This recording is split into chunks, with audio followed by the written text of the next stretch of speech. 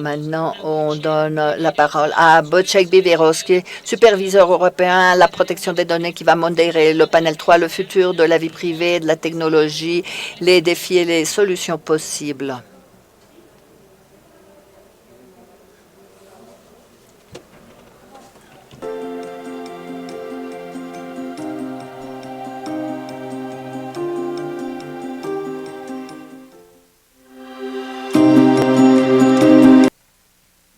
Dear colleagues, dear friends, that's my immense pleasure and honor. Chers collègues, chers amis, j'ai le grand plaisir, honneur de vous souhaiter la bienvenue depuis la ville de Bruxelles, où je me trouve. Alors, je ne suis pas à Mexico, vous non plus, j'imagine.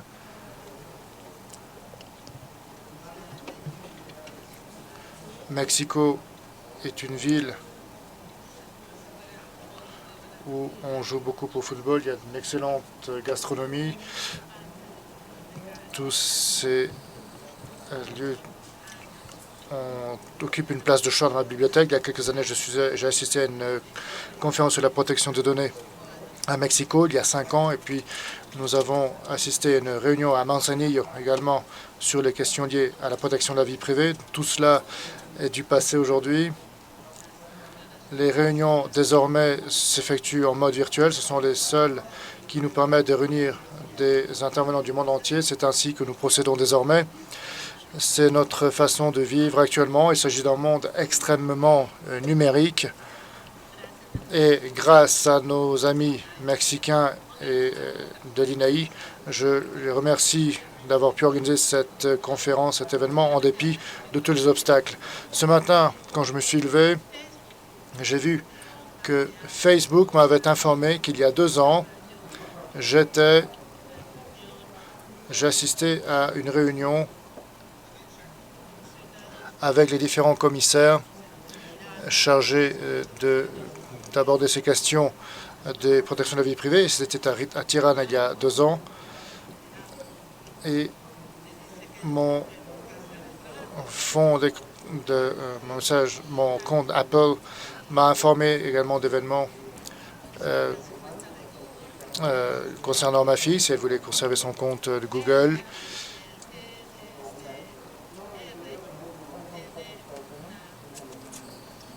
Et ici, en Belgique, il y a un protocole de consentement de 14, quand elle a la nationalité belge, mais elle est également de la nationalité polonaise, donc elle doit avoir son consentement à partir de l'âge de 14 ans, donc 16 ans.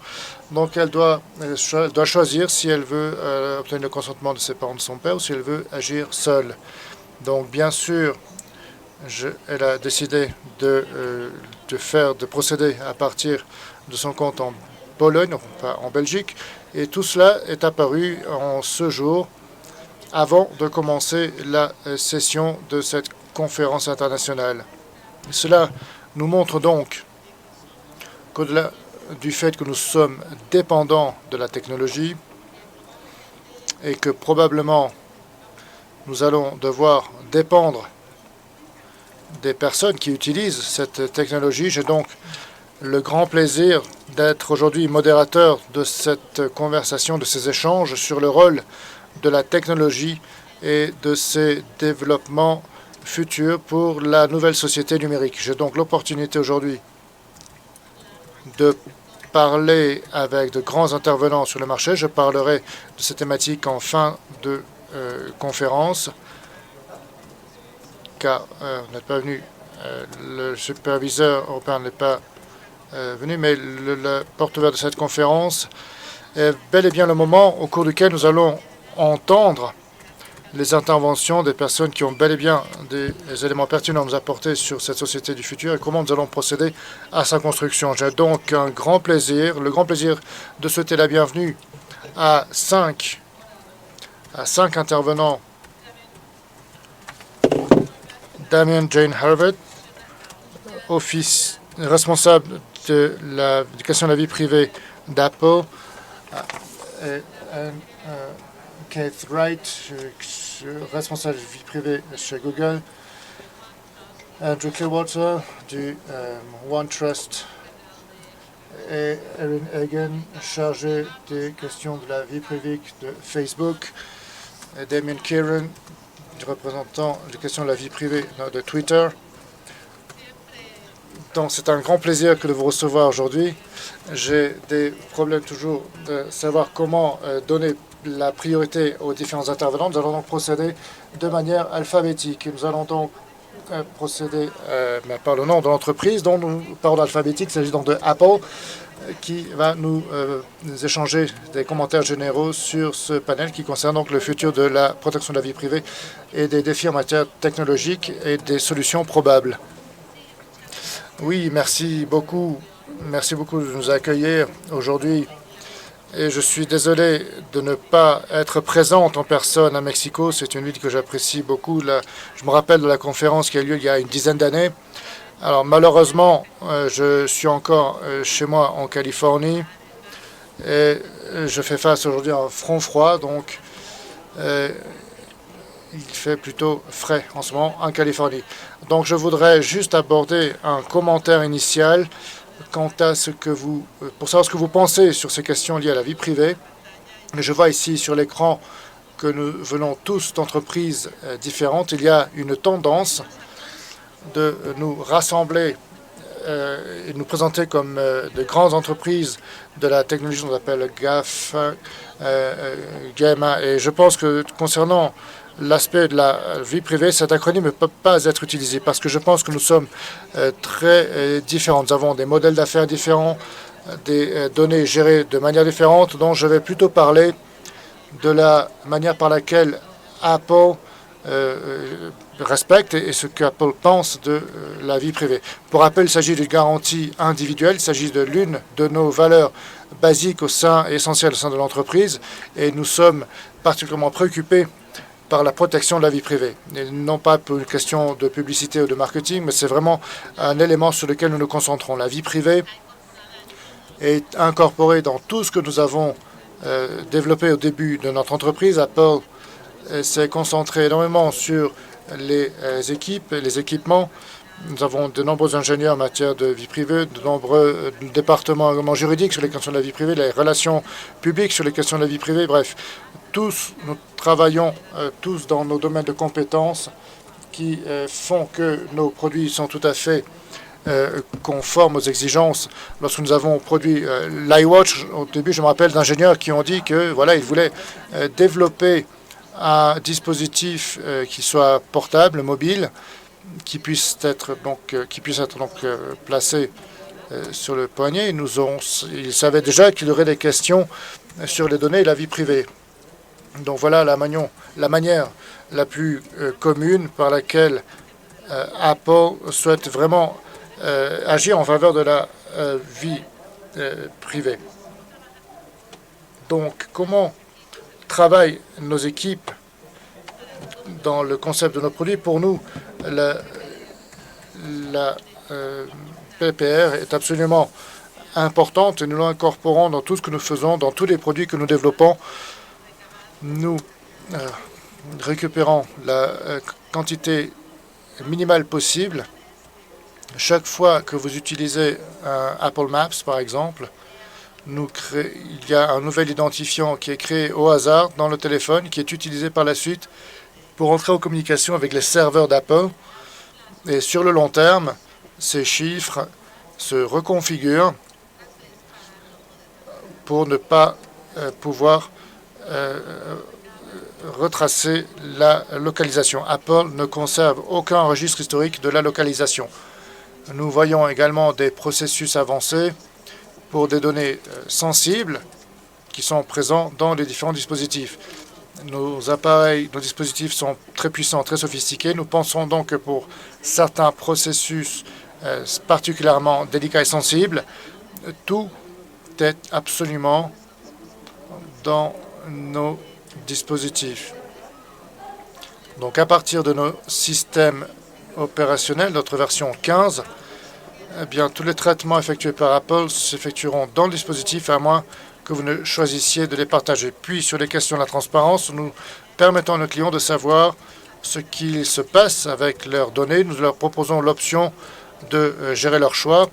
Nous avons lancé 2 produits depuis 2 ans. Le premier concernant la vie privée, le deuxième concernant la nutrition. Chacune des applications doit donc publier ces étiquettes en matière de nutrition et cela permet aux clients de savoir quelles caractéristiques comporte leur application et sur le contenu en matière de vie privée, comment cette question-là va être abordée par l'application. Et nous avons également des instructions de traçabilité et de transparence qui permet donc aux clients de décider s'ils veulent ou non qu'une application les localise. Et quand nous parlons de localiser, il s'agit également de relier les données propres avec des données d'autres applications à des fins publicitaires pour partager des données, donc avec des courtiers en données.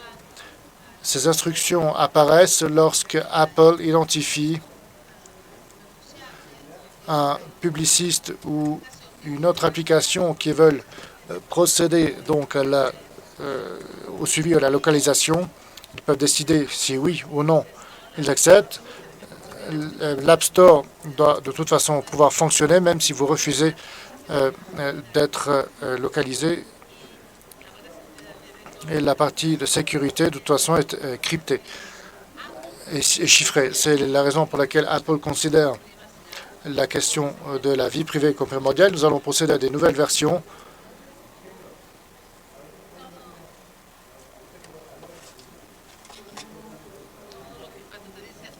Et lorsqu'on vous dit que l'iPhone vous connaît, l'iPhone vous dit ce que vous pouvez faire, mais Apple, non. Les instructions vous émanent finalement de l'appareil, non pas de l'entreprise.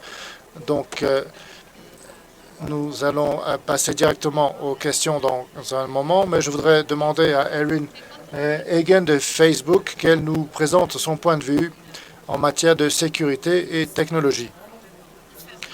Bien sûr, merci beaucoup.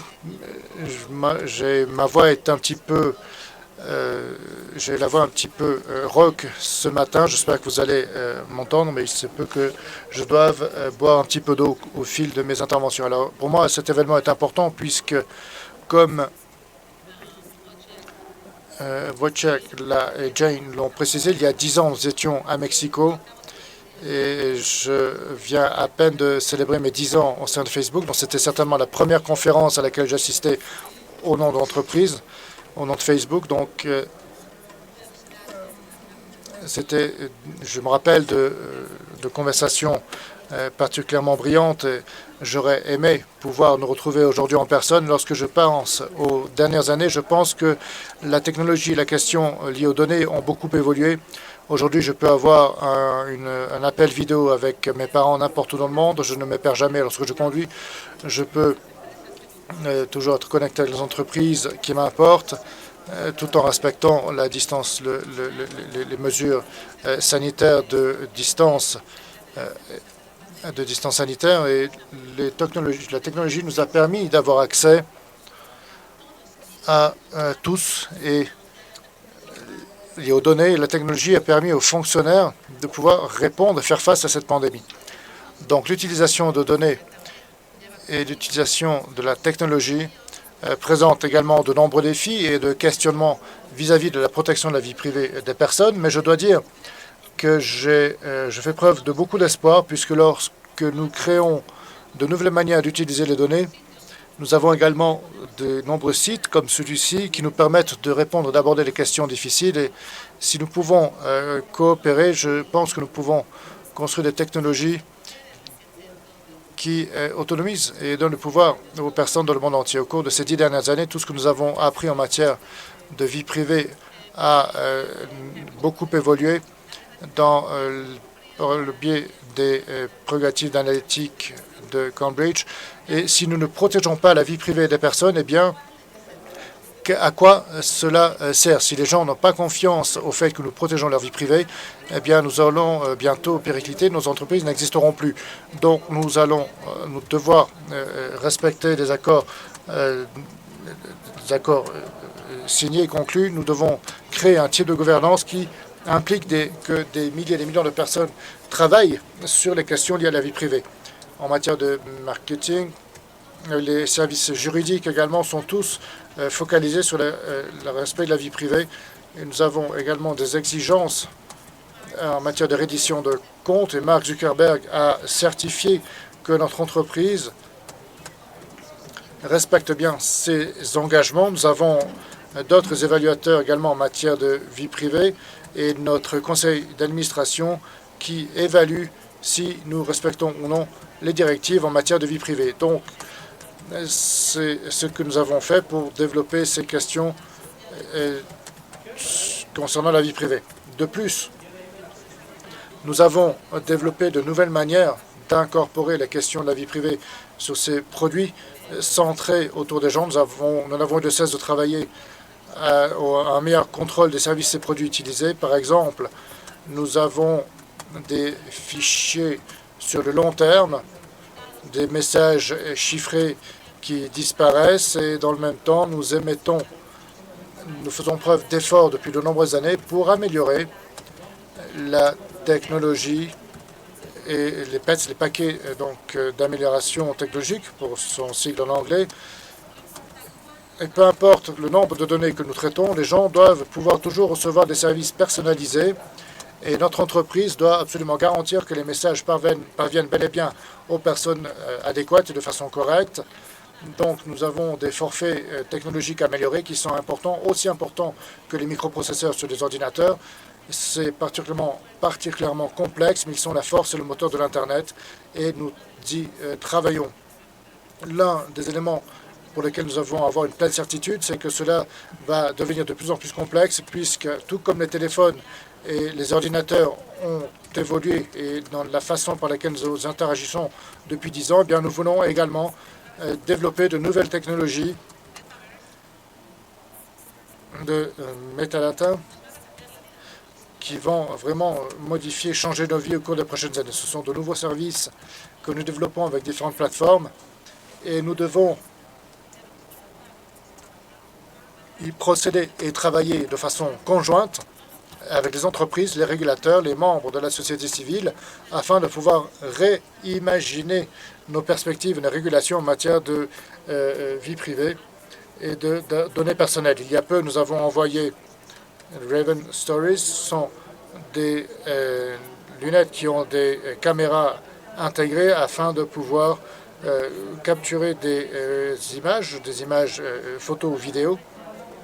Donc cela va au-delà des principes basiques de GPDR. Donc ce que nous avons fait, c'est procéder à 60 rencontres avec différents membres de la société civile, des artistes, et des experts. Donc ces images, vidéos et photos capturées avec ces Ray-Ban, avec des caméras intégrées, sont partagées sur Facebook uniquement et seulement si la personne souhaite les partager. Mais elles ne sont pas téléchargées automatiquement. Il y a une action à prendre, donc la capture de la vidéo évidemment, et choisir si l'on veut ou non les diffuser en ligne. Donc il y a une action physique qui est exigée pour cela. Ce sont donc de nouveaux facteurs, de nouvelles innovations dans ce contexte technologique qui font que la vie privée est absolument fondamentale. Il y a énormément de questions que nous ne connaissons pas, que nous ne savons pas pour le moment encore. Nous devons donc incorporer des retours d'informations externes à tout moment afin de pouvoir travailler pour l'entreprise, puisque c'est ce que nous faisons. Nous nous concentrons donc sur les questions liées à la vie privée. Le temps joue contre nous, puisque la technologie avance si rapidement que les régulateurs et les autorités ont dû vraiment se mettre à jour sur les évolutions technologiques. Et aujourd'hui, nous sommes à peine au début d'une nouvelle ère technologique. Nous allons donc commencer à incorporer, à développer de nouvelles réglementations en matière de vie privée en même temps que les technologies évoluent. Donc cela n'appartient pas uniquement à un seul pays ou une entreprise. Les questions de la vie privée, c'est vraiment ce que nous devons toutes et tous protéger. Et je serai ravi d'échanger avec les différents participants à ce sujet. Merci beaucoup. Merci infiniment. Keith, s'il vous plaît, au nom de Google. Oui, merci. Je voudrais vous saluer toutes et tous, tout comme mes collègues ici et copanélistes. J'aurais adoré être ici à Mexico avec vous, mais je vous remercie de cette opportunité d'échanger avec vous aujourd'hui. Nous allons parler du futur de la technologie, de l'évolution technologique et du rôle que jouent les autorités régulatrices et au niveau des entreprises à cet égard. Les attentes évoluent et changent puisque le public exige davantage de protection de leur vie privée et de meilleures expériences que par le passé. Donc, il m'incombe justement de répondre à ces attentes et ce que nous souhaitons faire à Google, c'est justement procéder aux investissements en matière d'innovation pour compléter les schémas régulatoires dans lesquels nous investissons pour développer de nouveaux dispositifs et de nouvelles technologies. Donc, ce travail est absolument commun, tout comme les représentants ici des autres entreprises effectuent. Tout d'abord, nous avons la sécurité incorporée par omission dans tous nos produits, dans tous nos comptes. Il y a énormément d'exemples. Par exemple, sur Gmail, Gmail bloque automatiquement 1 million d'attaques de phishing par jour. PlayProtect réalise des recherches en matière de sécurité dans les différentes applications à l'échelle mondiale et nous révisions plus de 1 milliard de mots de passe au quotidien pour bien vérifier qu'ils n'ont pas été piratés. Donc, à ces mesures de protection, les grands bénéfices au bénéfice des usagers dans le monde entier afin qu'ils puissent continuer et bénéficier de l'expérience Internet. Nous traitons les usagers avec responsabilité sur les questions de protection de données personnelles et de vie privée. Au-delà des exigences légales ou des prérogatives qui nous sont appliquées, nous essayons effectivement, dès le début, dès la conception du produit, de respecter ces exigences et d'aller au-delà. À Google, l'innovation technologique est notre force et nous voulons incorporer la technologie de la vie privée de façon plus forte, plus prégnante au sein de l'industrie. Nous avons des fonctions comme l'auto-delete, par exemple, l'auto-effacement de certaines données liées au compte. Et cet auto-delete, cet auto-effacement par auto-omission sur les comptes de Gmail. Donc, tout ce qui nous a été autorisé au cours de ces 18 derniers mois seront automatiquement effacés chaque année pour des millions d'usagers. Donc, énormément d'informations s'accumulent au fil de l'évolution de cette ère numérique, mais grâce donc à l'auto-delete, nous pouvons incorporer un excellent service de gestion de la vie privée. Nous avons une nouvelle approche qui s'appelle Federated Learning, qui est une nouvelle orientation en matière d'apprentissage automatisé par machine, le machine learning en anglais. Nous utilisons donc des algorithmes qui aident nos analystes et nos chercheurs à faire en sorte qu'ils puissent préserver les travaux réalisés par le biais de toutes les informations accumulées et archivées à l'issue de leur recherche et au fil de leur recherche. En fournissant de nouveaux investissements, nous avons plus de 3 milliards de visites sur Google Chrome chaque année et nous optimisons la participation et l'expérience d'utilisateur. Nous garantissons la sécurité pour 40 millions de personnes afin que celles-ci puissent choisir leur configuration de sécurité pour bénéficier de la meilleure expérience possible. Nous avons Google Takeout également, qui est la promotion de la portabilité des données afin que toutes vos données puissent être mobiles. Et c'est ce que nous avons développé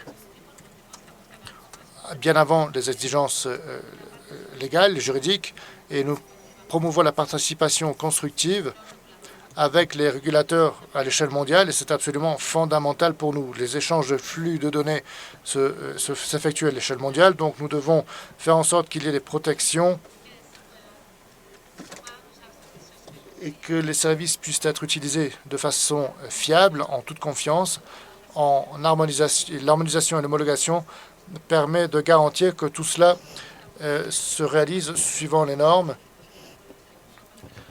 Et nous faisons en sorte de bien comprendre les interprétations et les attentes afin de pouvoir travailler d'autant plus à poursuivre nos efforts pour établir nos objectifs, d'agir, de travailler en plein respect des prérogatives.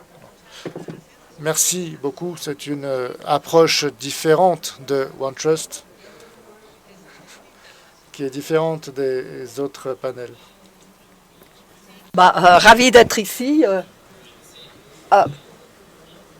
Je suis avocat et je travaille à la protection des données et je travaille avec de nombreuses entreprises.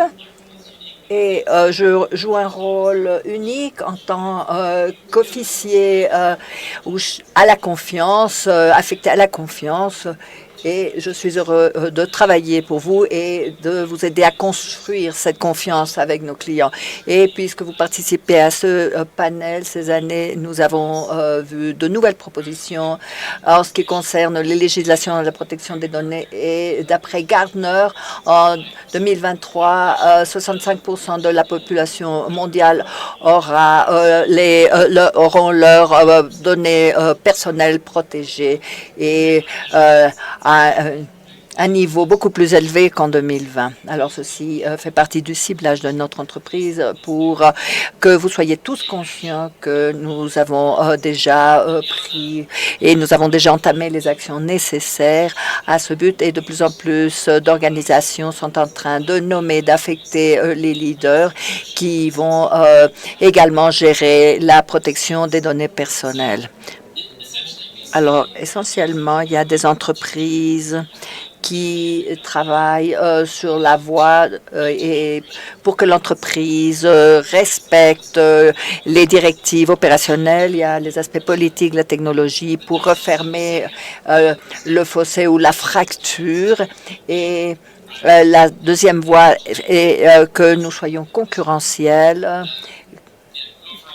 et for helping with this change. And I think what I wanted to add to this discussion. Je voudrais rajouter à cette discussion et mentionner comment la confiance est importante pour le futur de la vie privée. Je pense que l'avenir de la confiance est lié absolument à la réalisation, à la collaboration recentrée sur la sécurité et le respect de la vie privée et à la question de durabilité également liée à tout cela. Je participe au sein d'une équipe qui est chargée précisément de développer les questions liées à la confiance et nous cherchons à rajouter une valeur et à amener des réponses beaucoup plus pertinentes quant à l'avenir de la vie privée, puisqu'il y aura davantage d'exigences et davantage de personnes concernées. Merci beaucoup. Et Damien de Twitter, désormais, vous voulez intervenir? Merci.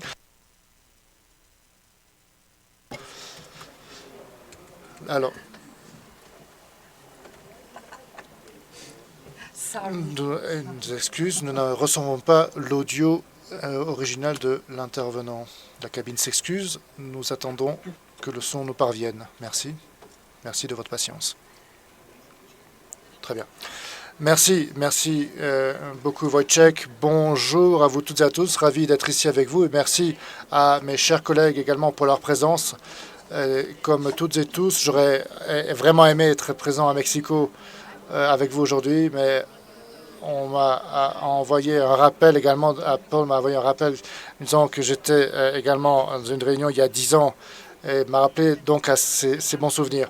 Donc je suis ravi de participer à cet échange et je voudrais parler de ce que réalise mon équipe. Tout Twitter travaille et est pleinement engagé pour la protection de la vie privée. Nous travaillons de concert comme le font les différents panélistes ici, mais nous essayons nous différemment de penser comment développer des produits qui respectent, et j'utilise ce mot, je tiens à ce mot de respect, le respect de la vie privée et la protection des données personnelles, mais également une série de répercussions possibles dans les différents processus opérationnels et différents systèmes technologiques qui peuvent nous affecter au niveau interne ou au niveau externe, au niveau de l'entreprise. Donc, il est incroyable de constater comment les données ont impacté notre façon de vivre depuis ces 2 ans. Désormais, tout le travail l'activité professionnelle s'est détenue, c'est suspendu pour certaines personnes. Il y a eu des changements irréversibles pour de nombreux professionnels. L'échange de données a été primordial pour nous toutes et tous, pour les vaccins, pour les différents achats, pour notre activité professionnelle depuis notre domicile, pour les voyages professionnels, mais avec une plus grande conscience des défis qui se présentent face à nous en matière de vie privée. Donc, il est de notre devoir à tous, il nous incombe à tous d'aborder ces questions et ces défis de manière d'agir de concert, puisque sans cela, tous les différents risques impliqués, le fait que l'on puisse nier des droits civils à certaines populations, que passe-t-il donc avec la technologie, avec le design et le concept de technologie? Eh bien, la conception technologique, eh bien, cela peut résoudre les problèmes en matière de protection. C'est ce qui nous préoccupe. Nous travaillons avec des ONG, avec les gouvernements pour essayer de développer et d'incorporer la question de la vie privée et du respect comme un droit humain fondamental. Et nous voulons construire des technologies de manière délibérée afin que celles-ci soient des services et des produits respectueux. Si nous y parvenons, eh bien, nous aurons fait notre travail. Twitter développe ses produits et services pour pouvoir précisément rendre possible ce dialogue. Il s'agit d'habiliter, de créer des dialogues sains qui permettent de tirer profit des différentes technologies et qui nous permettent de comprendre dans le plein respect les différentes interprétations en matière de vie privée et sur le développement dans les différents pays et régions du monde. Donc Twitter aborde cela d'une manière différente, avec différentes pratiques pour ces développements-là. Je vous remercie. Merci à tous pour vos commentaires initiaux. Je suis particulièrement surpris puisque lorsque nous avons posé la question concernant les observations générales vis-à-vis des questions du panel, beaucoup d'entre vous nous ont présenté les produits. Cela me semble tout à fait pratique, mais dans le même temps, ce n'était pas l'objet de la présentation. Mais je voudrais vous parler de la partie positive de l'histoire ou la partie de ces défis qui se présentent à nous. Je suis bien conscient ces dernières années ont été difficiles pour les entreprises et la COVID a causé bien des problèmes. Mais en étant optimiste, je voudrais vous demander quelle était la décision la plus radicale que vous avez dû prendre et la plus pertinente que vous avez dû prendre par rapport à l'utilisation de certaines technologies de traitement de données dans le contexte de la pandémie. Mais d'un point de vue plus général, croyez-vous que la technologie puisse respecter les attentes en matière de confiance, la confiance à l'égard du monde numérique? Alors, je pense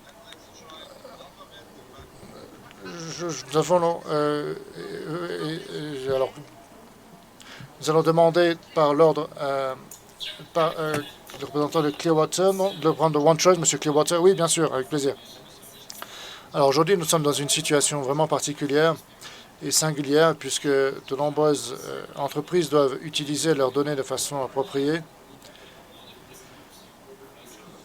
Énormément de clients ont dû faire face à un problème principal dès le début de la pandémie. Nous avons dû réviser énormément de données. Et tout d'abord, le fait de travailler à distance a représenté une augmentation dans le trafic, dans la connectivité donc à distance.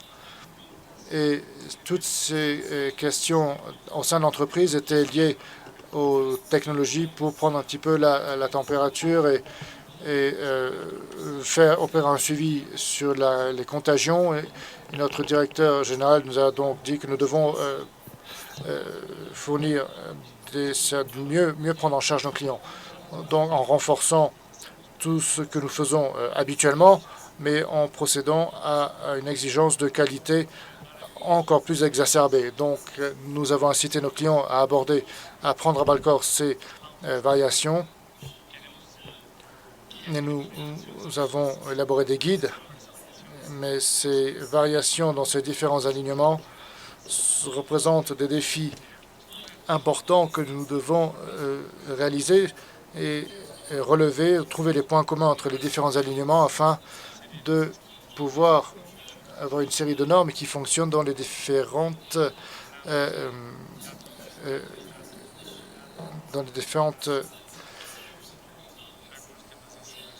prérogatives. Nous avons différents processus habituels qui respectent les alignements.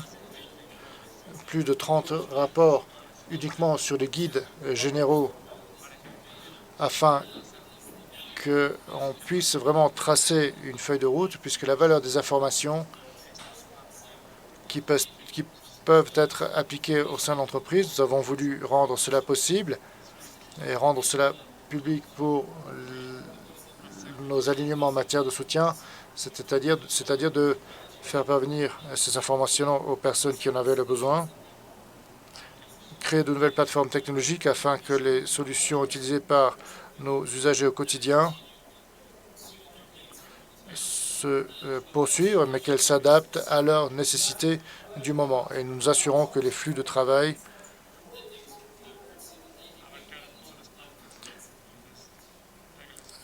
considèrent tous les éléments précisés dès le début. Donc, nous avons dû soutenir les gens au niveau technologique avec les différentes recherches effectuées. Nous avons pu voir comment les entreprises ont pu procéder à des changements positifs dans différentes industries. Bien sûr, nous pouvons construire et détruire les confiances facilement, mais nous sommes ravis de constater que la technologie était utilisée à bon escient pour garantir et promouvoir la confiance. Dans quelques minutes, vous nous parlerez un petit peu de l'expérience de Facebook. Et est-ce que vous considérez que la technologie est à la hauteur des attentes? Merci.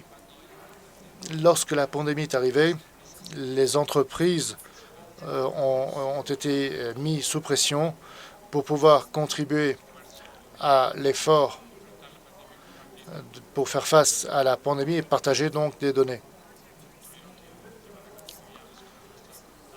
Tout ce qui concerne le fait de la traçabilité en matière de cas contacts, vérifier que les gens respectaient bien leur confinement. Mais nous savions que nous avions également besoin de prendre à bras-le-corps les aspects liés au risque de partager ces données. Comme cela fait partie de notre conception, depuis le point de vue de la protection de la vie privée dès la conception, eh bien, tout cela nous a permis de protéger cette sécurité.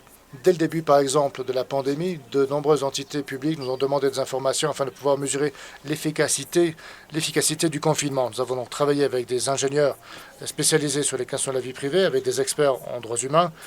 Nous avons appliqué une vie privée différentielle pour renforcer donc, sur les mouvements. Nous avons pu créer une cartographie de portée de mouvement qui utilise des données anonymes, mais c'était très utile pour surveiller le confinement au Mexique, en Indonésie, au Pays de Galles, par exemple. Et nous avons utilisé ces données pour mesurer directement combien de vies ont été sauvées grâce au fait que les gens soient bel et bien restés chez eux pendant le confinement officiel.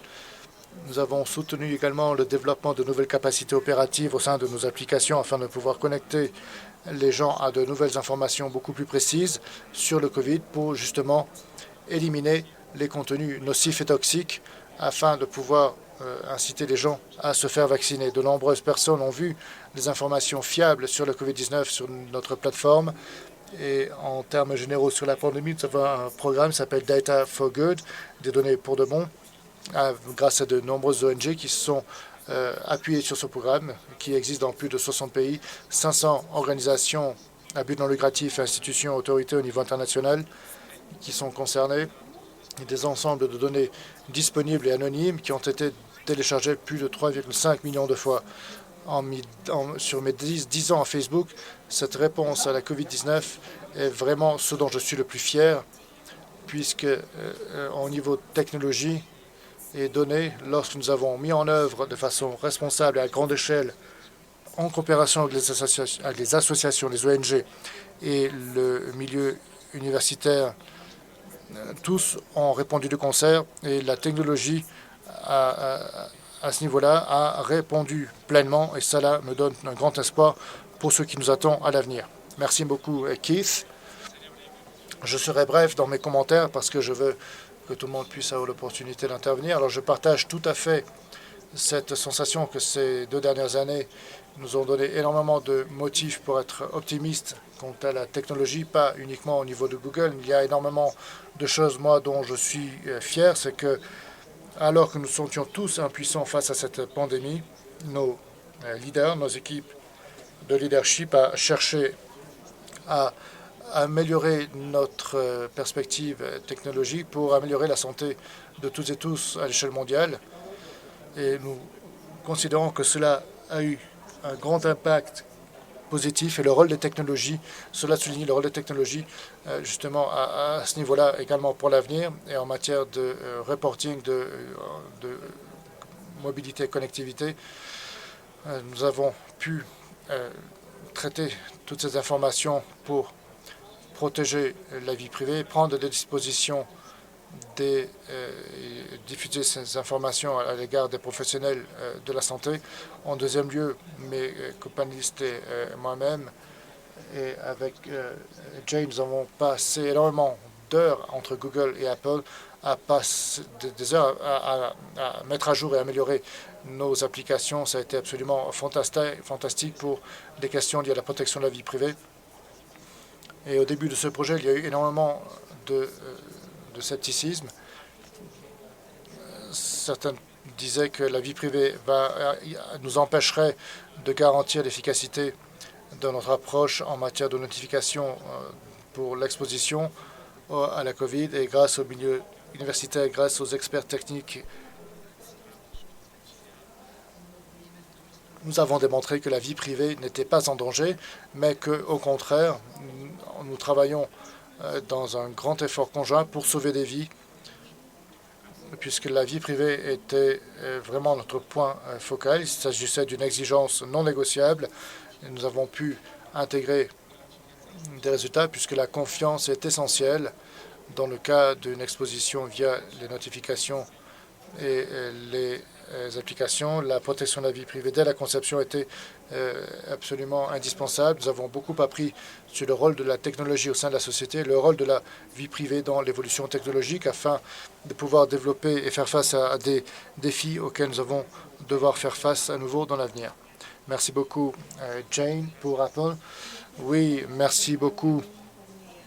Vous avez parlé de l'exposition, tout comme les autres entreprises,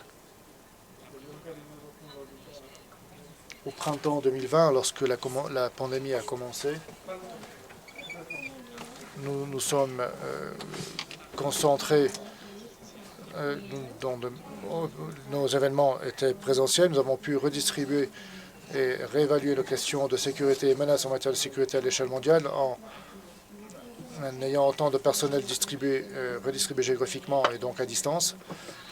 Et je continue moi-même à travailler depuis chez moi et nous avons énormément de mesures pour renforcer la protection des données privées et Google et Facebook travaillent également pour libérer des ensembles de données anonymes afin de pouvoir soutenir et appuyer les gouvernements. Nous avons fait une publication au niveau mondial afin que les gouvernements puissent avoir accès à ces données plutôt que de travailler de façon individuelle avec chaque gouvernement. Et en ce qui concerne les contacts, le problème s'est avéré assez intéressant car les gouvernements tenaient absolument à utiliser le Bluetooth en arrière-plan. Et ils ne soutenaient pas cette capacité et cette fonctionnalité pour raison de capacité, comme l'a dit Keith. Alors, nos ingénieurs les plus brillants, les plus éminents, commençaient à développer une nouvelle utilisation de la technologie Bluetooth qui puisse gérer ces inquiétudes sur la vie privée et Bluetooth connecté en arrière-plan tout le temps. Et nous continuons à travailler avec les régulateurs du monde entier au fur et à mesure que surviennent de nouveaux problèmes et que les économies se sont rouvertes et qu'il y a une reprise économique. Alors, on a perçu la nécessité d'avoir un algorithme de traçage des contacts. Et un aspect important, c'est que la personne qui porte le téléphone aurait le contrôle et la maîtrise de ces données et de cette fonctionnalité. Damien, je crois que la situation est bien claire. Ton entreprise se trouve à la fin de l'alphabet et ouais, il n'en est pas question. Donc, Twitter à la fin de la chaîne biologique. Bon, j'ai l'avantage d'avoir pu suivre mes collègues et leurs commentaires. On a beaucoup fait en termes généraux. Il est difficile de se pencher pour une chose ou pour un aspect qui soit plus important que les autres, mais Twitter, évidemment, a dû aborder la désinformation sur la COVID. Ça a été un problème immense sur la plateforme. À un moment, nous avons dû mettre en place notre politique sur la désinformation de la COVID, une politique importante. Nous avons libéré une API pour que les développeurs puissent profiter de la conversation publique et les échanges sur la COVID pour que les personnes l'utilisent pour entamer des contacts, suivre des événements en temps réel, etc., etc. Et comme Jane l'a dit, un des aspects importants, une décision importante, était la situation de travail à distance. Twitter est profondément engagé et s'implique à cette initiative sur le long terme. La COVID, évidemment, a accéléré la transition, mais ceci comporte énormément de défis quant à la vie privée, comment continuer à opérer un service comme Twitter, quand les personnes travaillent à la maison, le faire de façon sécurisée, respectueuse et continuer à développer des produits. Ceci est important. Et suivant votre question originale qui était si la technologie a été un outil pour le mieux ou on peut l'utiliser pour le bien ou pour le mal. En bien ou en mal, ce n'est pas que la technologie soit intrinsèquement bonne ou mauvaise, mais c'est plutôt comment va l'habiliter pour qu'elle soit bonne ou mauvaise. Et ça dépend des personnes. Et c'est ainsi qu'on établit des liaisons, des liens avec le gouvernement. Et nous devons avoir des normes bien conçues et pour répondre aux attentes des personnes. Il ne faut pas seulement gérer la technologie et dire elle est bonne, mauvaise, la technologie ou que la technologie est nécessairement un vecteur du mal. Merci pour vos commentaires. Je crois que c'est Jane qui avait dit que le concept la femme était n'était pas sur la bonne voie car les entreprises sont très différentes. Et après vous avoir posé les mêmes questions à tous, j'aimerais faire des questions, vous poser des questions un petit peu plus précises, un petit peu plus aiguës. Et je vais demander à Google, par exemple. Je demande à qui? Comment, quand on parle de publicité, comment peut Google établir un équilibre et aborder ces situations? Moi, il y a des différences entre les entreprises représentées dans le panel, mais en même temps, il y a énormément de similitudes. Par exemple, Google a cette idée que le traitement des données est essentiel pour notre affaire. Bon, les utilisateurs peuvent utiliser la plupart des produits de Google de façon gratuite, non payante, sans voir de publicité personnalisée. Vous pouvez éteindre les publicités, vous pouvez annuler les publicité que vous ne tenez pas à regarder et nous vous prions de nous dire si vous voulez regarder des publicités perso. Alors, on tient à protéger la vie privée et je tiens à souligner également pour tout ce que le service le plus important, Google Search, le moteur de recherche de Google et la plupart de nos services ne demandent pas énormément de données personnelles identifiables pour obtenir la valeur que les utilisateurs espèrent et on ne veut pas utiliser des données sensibles pour leur adresser des réclames ou des publicités spécifiques. Nous n'avons pas de catégories telles des ethnies, des conditions de santé et quelque chose qui n'est pas très clair, qui reste dans le vague et qu'on peut pas faire pour aider les utilisateurs à l'utiliser. C'est qu'on n'utilise pas l'information des apps avec des données telles Gmail, Drive, Calendar, photos. Nous n'utilisons pas l'information que vous avez archivée dans ces services pour vous présenter des pubs personnalisées. On doit mieux travailler pour que les utilisateurs le comprennent parce qu'il y a quelques idées fausses là-dessus. Et le dernier point soulevé, qui est peut-être le plus complexe, c'est qu'on on se doit de coopérer avec l'industrie et les contreparties régulatoires. Et c'est comment créer un futur où il ne sera pas nécessaire de tracer les utilisateurs entre une appli et une autre pour leur présenter des pubs. Nous avons récemment collaboré avec l'industrie et nous avons proposé un avenir plus privé avec la technologie numérique dans le but de protéger la vie privée, les données et continuer à apporter soutien aux aspects commerciaux et aux contenus librement distribués et non payants en ligne. Et en quelque sorte, cela a permis les entreprises à faire le traitement des données, mais ce faisant, en protégeant la vie privée. Chrome va éliminer les cookies de tiers parties et nous travaillons actuellement à développer des alternatives qui vont nous permettre d'utiliser certaines situations, certaines données sans avoir à faire le traçage d'autres pubs. Et nous avons une technologie qui va nous permettre de développer, de mettre en place des API pour protéger la vie privée sur la base de technologies telles l'agrégation, le traitement sur des dispositifs, l'apprentissage fédéré et d'autres techniques. Et ceci portera soutien à l'Internet ouvert, gratuit, non payant pour tous, tout en protégeant la privacité mieux qu'avant, de façon inédite. Et pour que vous ne soyez pas le dernier, je vous pose la question de quelle manière Twitter a mis en place les concepts de responsabilité, protection des données, de la vie privée dès la conception,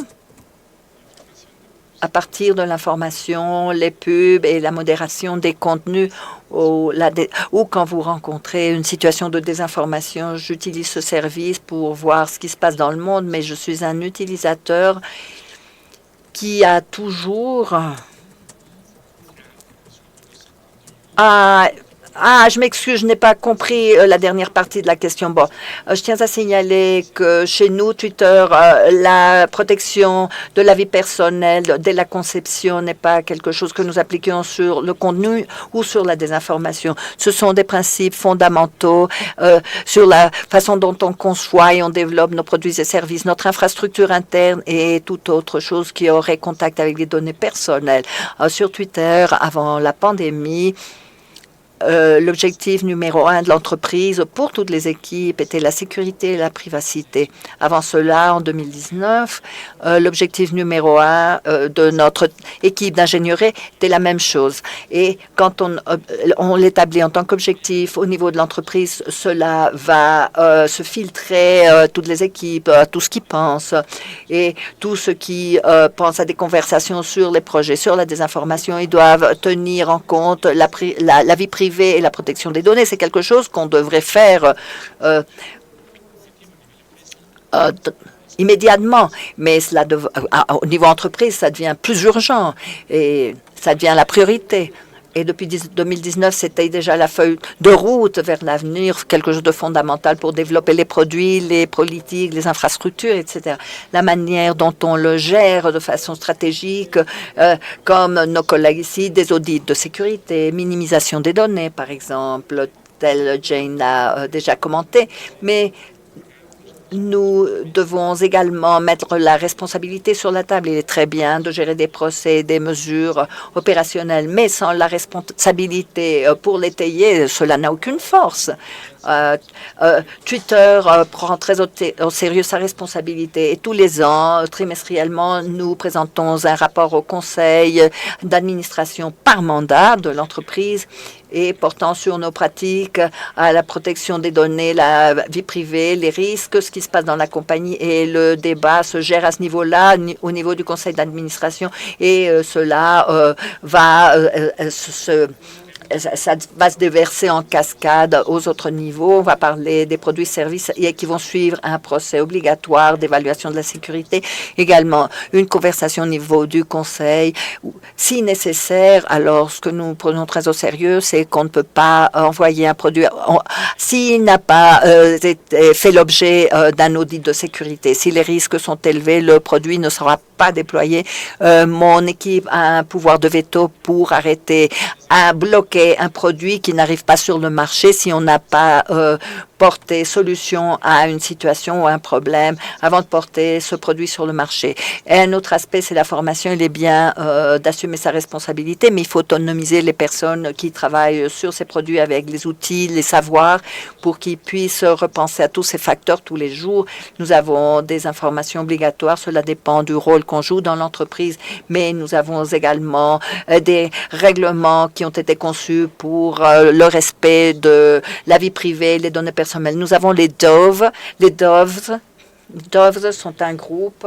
Doves sont un groupe de tutelle à la sécurité des données au niveau interne. Les personnes peuvent passer 20% de leur temps à se cibler sur des problèmes dans la gestion de la vie privée, les données personnelles, et à partir de là, ils vont distribuer les savoirs dans toute l'entreprise. Nous parlons avec les régulateurs, des échanges très ouverts avec l'Europe, l'FTC et bien d'autres autorités, afin que cette équipe de Twitter puisse avoir les savoirs nécessaires, les compétences nécessaires et comment il faut travailler pour protéger les individus. Et pour nous, le principe le plus important, c'est que la confiance n'est pas un facteur qui est là. Il faut le gagner. Alors, il faut avoir une dernière fonctionnalité qu'on va incorporer au produit, mais ce n'est pas quelque chose de dit. Jane, du point de vue d'Apple, comment est-ce que la pub peut être un avantage concurrentiel? Est-ce qu'Apple considère que la vie privée est un avantage compétitif? Et la concurrence permettra-t-elle d'améliorer la protection des données de la vie privée? Bon, nous soutenons, nous sommes en faveur d'une concurrence robuste, bien sûr. Toutefois, nous continuerons d'offrir des protections solides.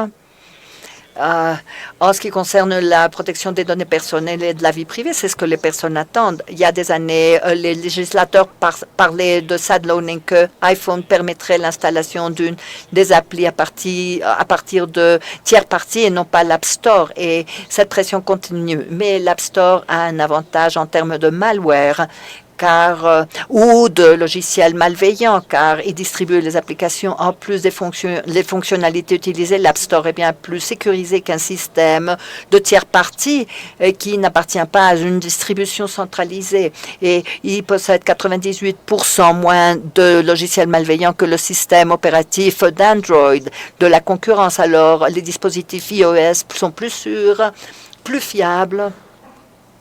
Because the iOS ecosystem. Nous avons pris la décision de mettre en place de nombreuses iStores, car la configuration d'iPhone est beaucoup plus vaste. Apple considère que l'iPhone a présenté l'opportunité unique d'une génération pour veiller à la sécurité. Quand je télécharge une fonctionnalité dans l'App Store, je n'espère pas que les données personnelles soient volées ou que le dispositif fasse l'objet de ransomware ou de logiciels malveillants ou quoi que ce soit. Et cela grâce aux évaluations dans l'App Store et la privacité et qui vont être suivis par 4 processus. Des scannings de logiciels malveillants pour s'assurer qu'il n'y ait pas de nouveaux logiciels malveillants. Et ce qu'on faisait. Et les experts humains vérifient les caractéristiques des applis. Et cette description est présentée aux utilisateurs quand ils vont décider s'ils vont télécharger une application ou une appli, ou s'ils vont la télécharger ou non. et présenter un malware comme une appli populaire ou offrir des fonctions populaires. Et c'est une des fonctions qu'utilisent les distributeurs de logiciels malveillants. Le Canada vient d'annoncer que leurs notifications étaient disponibles, pouvaient être téléchargées sur Google Play et sur l'App Store. Et un hacker, un pirate, a créé une notification très semblable qui pourrait être isolée. Elle a été isolée sur Android, car Android n'a pas permis l'accès, mais ce n'était pas une application de traçage de contacts, c'était une application de logiciel malveillant. Ces experts humains vérifient annuellement que cette appli ne demande pas nécessairement d'avoir accès aux données confidentielles et ou sensibles, et que les pubs et les produits adressés aux enfants adhèrent à des normes beaucoup plus strictes. Et finalement, cette vérification des applis sur l'App Store qui nous donne les mécanismes pour résoudre des problèmes, travailler avec les développeurs pour éliminer des applis fraudulentes et rembourser l'argent aux utilisateurs si nécessaire. Avec une distribution centralisée telle l'App Store, les acteurs ont moins de probabilité, les pirates ont moins de probabilité d'avoir une réussite. Et si quelqu'un passe les filtres, ils seront détectés et arrêtés, bloqués immédiatement.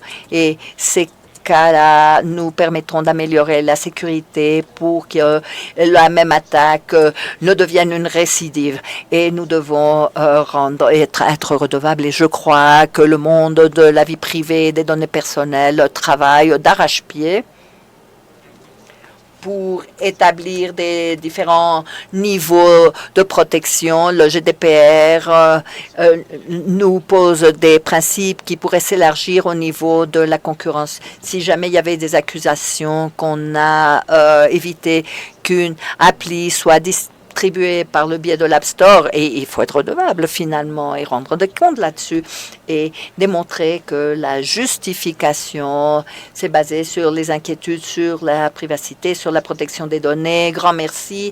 Et nous avons démarré avec une demi-heure de retard. J'espère qu'on pourra rattraper le temps. J'espère qu'on rattrapera le temps. Et même ainsi, il y a des questions. Erin, par exemple. Data protection by design. Et qu'est-ce qui a fait défaut à l'application de la protection de la vie privée dès la conception? Et c'est la révolution à la conception dont on avait besoin pour les technologies de la réalité augmentée, de la réalité virtuelle. Bon, voilà de très bonnes questions. Je vais commencer par le principe, comment on applique les principes à la protection des données dès la conception. Bon, protéger la vie privée et la sécurité des données est un principe d'affaires. Mark Zuckerberg, notre chef, nous dit que les personnes seront à l'aise en utilisant les nouveaux produits, nos produits et services, les produits nouveaux tels la réalité augmentée, la réalité virtuelle. Les gens seront confortables s'ils sont confiants que leurs données sont protégées et qu'on les gère de façon responsable. Et pour ce faire, nous avons une responsabilité dans l'encadrement. Marc nous fait suivre un procès d'évaluation de la vie privée des données personnelles. Tout change. Cela dépendra de la fonctionnalité des données. Cela va passer par ce procès d'évaluation de la vie privée dans un groupe interdisciplinaire qui travaille avec les équipes des produits pour atténuer les risques. Et on gère des consultations, un procès de consultation avec des experts externes. C'est un composant fondamental de notre procès de protection de la vie privée dès la conception. On l'insère dans le procès et on adopte des restrictions quant au traitement des données. Et nous pensons également de manière approfondie à la configuration par défaut. Nous pensons au type de données, au type de produits nécessaires. Quelques exemples. Quand on pense aux différents groupes, les jeunes, par exemple, nous appliquons des fonctionnalités de sécurité beaucoup plus strictes pour les jeunes. Et des personnes de moins de 16 ans qui arrivent sur Instagram ont par défaut des comptes privés. Et par défaut, les personnes de moins de 18 ans n'auront pas accès à certaines fonctionnalités ou à certaines pubs et par défaut, on ne présentera pas de pub à des enfants de moins de 13 ans et non plus n'auront pas accès à des applis sensibles. C'est un bon exemple où se trouve cette réglementation. Et bon, suivant les décisions de la communauté, nous avons décidé de développer une version d'Instagram pour les twins, pour offrir des services aux jeunes entre 12 et 19 ans. Cela est important. Il me semble qu'ils doivent surfer l'Internet, être en ligne, mais nous avons parlé avec la société civile, l'académie, avec d'autres partenaires. Et même s'ils prennent plus de temps à développer le projet, il faut se prendre le temps pour bien développer. Et quand on développe des produits, on ne recueille pas l'information automatiquement, mais avec le consentement explicite, les personnes peuvent partager les données qu'ils veulent. Par exemple, ce qui les intéresse. Ça pourrait être des informations sensibles, mais il est important pour les personnes d'exprimer qu'est-ce qui les intéresse en termes de personnes, de communauté, mais ces données doivent être incluses dans leur profil et on ne les utilise pas pour personnaliser les pubs.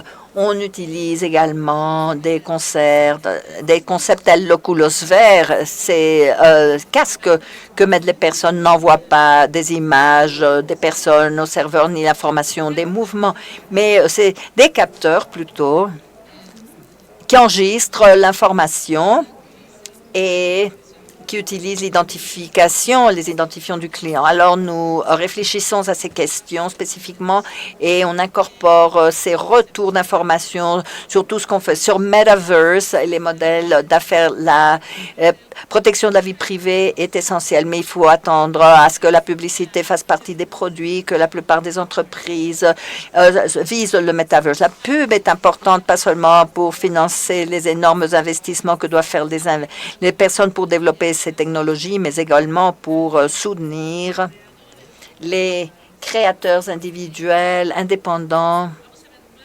Alors, nous allons suivre de nouveaux modèles d'affaires. Tout sera une nouveauté, mais le plus important. Et depuis la perspective, c'est qu'il ne s'agit pas seulement de voir les personnes s'acheter des dispositifs très chers, que ce soit des gens très nantis, mais que tout le monde puisse avoir accès aux mêmes services, indépendamment de leur possibilité de paiement. Et ceci dit, tous les modèles d'affaires devraient pouvoir opérer d'une façon qui aille en ligne. Et alors, il doit être clair pour les régulateurs qu'il faut investir dans des technologies qui amélioreront la vie privée. Oui, c'est le futur, oui, mais ce sera la manière dont on pourra opérer une affaire qui protégera la vie privée des personnes. Comment? Trust and you on the global level. Merci. Au niveau mondial, quels sont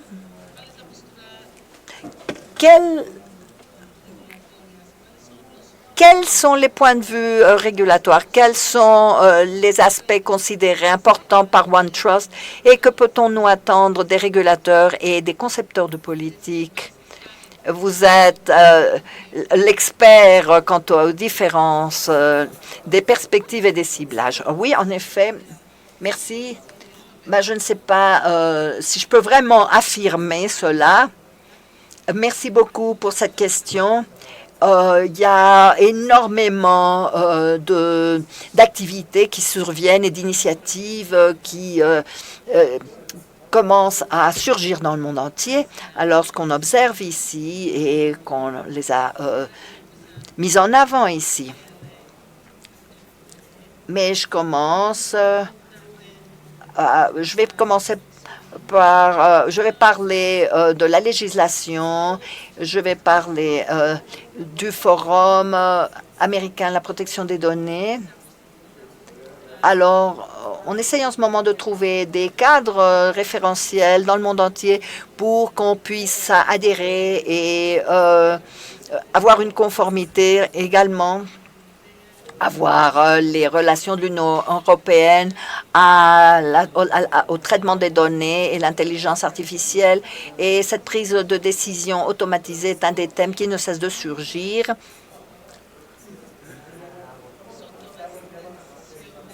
Et ce sont des prises de décision qu'on observe. Au Brésil, en Afrique du Sud, on voit le traitement par des moyens automatisés, en Corée, en Inde, le Japon.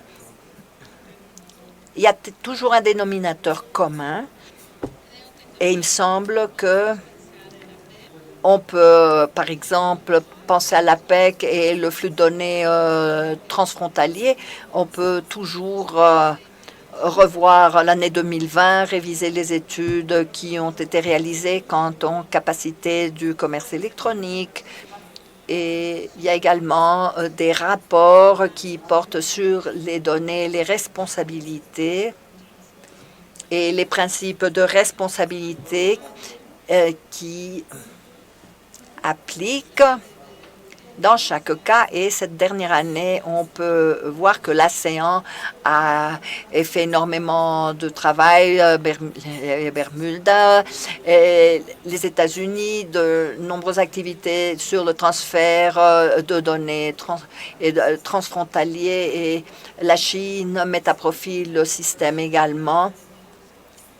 Et on pense toujours aux directives de l'OCDE sur la vie privée, les données personnelles. C'est quelque chose dont on tient compte et on renforce ces principes. Et nous nous concentrons également sur les tendances de la localisation. On analyse les conditions et les conditions à la protection des données et le rapport sur les transferts transfrontaliers, le rapport du déploiement de l'intelligence artificielle. Et cela nous renvoie à 2019. Donc, de nouveau, l'intelligence artificielle prime ici. On essaye de l'analyser dans plusieurs forums, différentes régions, pour voir ce qu'ils sont en train de faire. Quand on conseille de l'Europe, qui est une des voies qui pèsent le plus dans nos activités, et il n'y a pas eu trop de discussions. Et pour utiliser un accord contraignant, mais de temps en temps, nous aurons un thème et des principes contraignants. Le 8 organisations se sont réunies, y compris le Conseil de l'Europe, et qui ont lancé un nouveau portail sur la coopération mondiale en matière d'intelligence artificielle. Et vous pourrez déjà retrouver les nombreux thèmes qui ont été soulevés au cours de ce forum. Et un de mes collègues a fait une présentation importante. Il me semble que nous arrivons déjà à la fin de ce procès. Nous avons également observé les réglementations GDPR en ce qui concerne le traitement des données, où on espère que les autorités à la protection des données nous offrent des orientations et des directives, et nous devons réglementer et moderniser le processus régulatoire et avoir des secteurs plus, à savoir si on va avoir une régulation beaucoup plus large ou des secteurs isolés. Et par ailleurs, la GPA, qui est un forum auquel nous avons participé pendant 10 ans, et depuis 10 ans, et on cherche à comprendre ce qui se passe, ou on cherche à voir qu'est-ce qu'on doit affronter. On révise toutes les activités et toutes les situations qui ont surgi, on les analyse. Bon, les organisateurs nous prient d'aller aux conclusions du panel, et bien sûr, une question de plus. Poser la question. Et il y a un concept que chacun d'entre vous a précisé par rapport à la pandémie. La question est la suivante. En considérant les tendances technologiques de votre perspective, quel serait le défi le plus important en matière de vie privée, de protection de la vie privée et de la protection des données personnelles? Alors, je crois que c'est la cybersécurité. Il va certainement y avoir une cyberguerre, une guerre cybernétique, et nous allons devoir faire face à ces problèmes de sécurité. Très bien, merci. Facebook.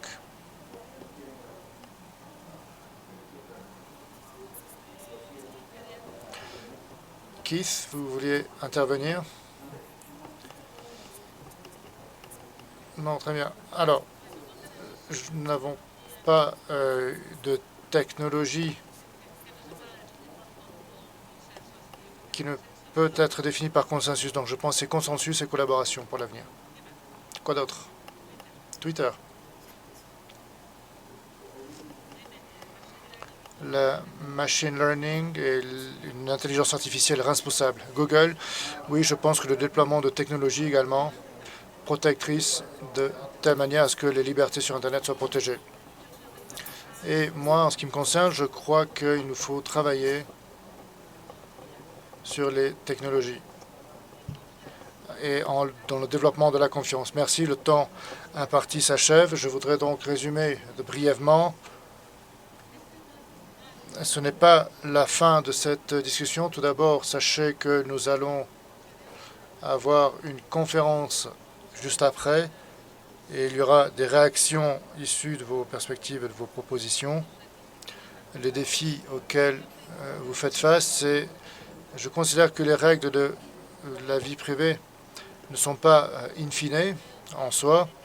Elles doivent être liées aux conversations. Il s'agit beaucoup plus d'aborder la question de la dignité des personnes. C'est la raison pour laquelle nous protégeons les données, mais les personnes également, les êtres humains.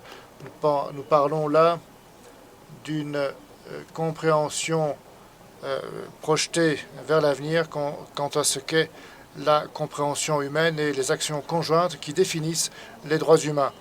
Et c'est quelque chose que nous pouvons tout à fait effectuer ensemble. Les représentants de la société dans son ensemble, les administrations, les politiciens, les responsables politiques et les régulateurs. Alors, je ne suis pas devin, mais je pense que nous verrons la prolifération de dispositifs interconnectés,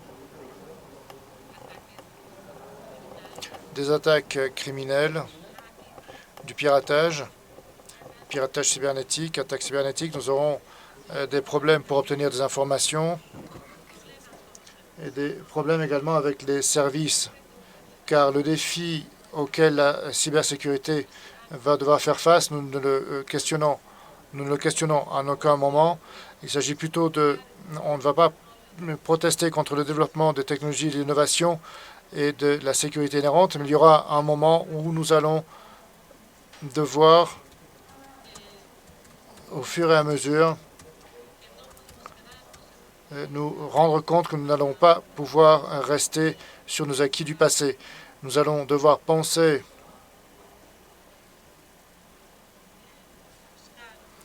et faire en sorte de rechercher des solutions, puisque nous avons besoin aujourd'hui de solutions bien distinctes du fait des évolutions distinctes. Nous devrons tous arrêter le développement là où nous ne serons pas prêts. Certains d'entre vous ont dit que certaines opportunités n'ont pas été saisies vis-à-vis des modèles proposés puisque vous n'étiez pas prêts. Et nous pensons qu'il y aura d'autres technologies qui, d'une certaine manière, doivent être limitées, qui doivent être arrêtées d'une certaine manière. Et il ne faut pas oublier que nous faisons tout cela dans un monde dans lequel on parle davantage de souveraineté que de solidarité. Et la solidarité est la solution à l'échelle mondiale. C'est le concept dont nous devons nous rappeler, en particulier